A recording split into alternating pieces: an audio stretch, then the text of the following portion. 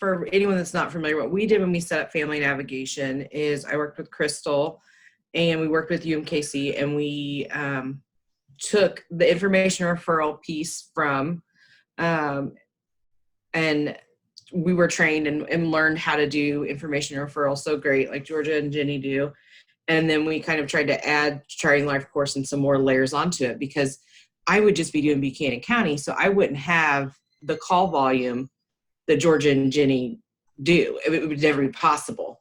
So we added in, we try to do everything through the 3 buckets. So we always want to give people the information training, or the discovery navigation. So the information, we strongly feel like as parents that you can't make your decisions and you can't figure out what good and service you want if you don't really understand them all. If you don't understand what it's going to cost, what that might look like at your house, where to get the trainings.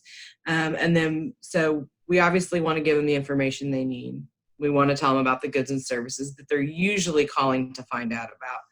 And then we always have the other bucket that's connecting and networking. Because we all are parents, we do try to make sure that we provide some peer support and just make sure that everyone knows that we do understand what they're going through. Because I think that is kind of tough. A lot of our calls are people who are kind of entering the system for the first time. So they might be newer diagnosed, or they maybe have moved to Missouri and they're totally unfamiliar with how things work. So we always kind of want to provide them a lifeline of someone that's here. We've noticed that's kind of a big shakeup for people sometimes. They move from one area of the country to another, and the way that we are set up in Missouri is totally different. So they kind of feel like they're starting over again. We try to make our calls. Now, we don't try to keep anyone on the phone longer than they want to be on the phone. I mean, you can tell if someone's they're asking a point blank question about one resource. But if they're interested, we always, when we're doing that piece of the call that Georgia talked about earlier, which was understand the situation, we also try to find out, what they don't want or what they do want.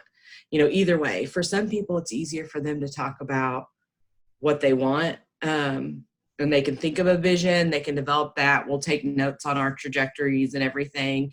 But for some people, they just, what I don't want. What I don't want is aggressive behaviors. I don't know how to address these, or whatever that is. So we will try to help them sort through that and document that for them on the call. So when we send out our resource email, and we'll go back over this with them on the phone, what I heard was you wanted this, this is your vision of a good day or a good year. And if they agree and that, we have everything correct, we'll send that along with the resources and, kind of give them information about good life groups or something that might be coming up. I kind of view Charting the LifeCourse as a strategic planning. So for me, I feel like I'm trying to help families learn that strategic planning piece so that they can use that in IEP meetings or with their support coordinator or with whoever else. A lot of times we talk with families before they get a support coordinator.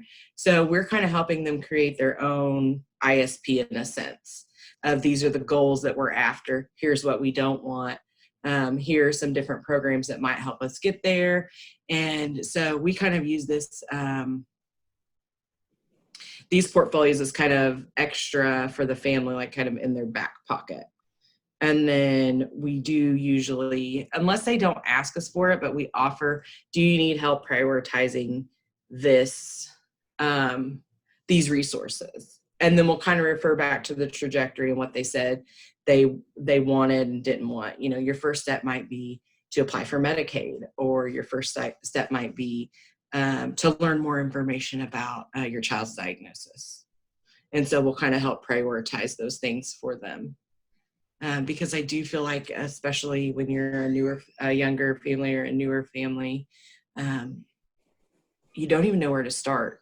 There's so much you're trying to do all at once. And every different person you talk to gives you a different opinion on where to start. And it just gets a little overwhelming. So we try to help them sort through all that.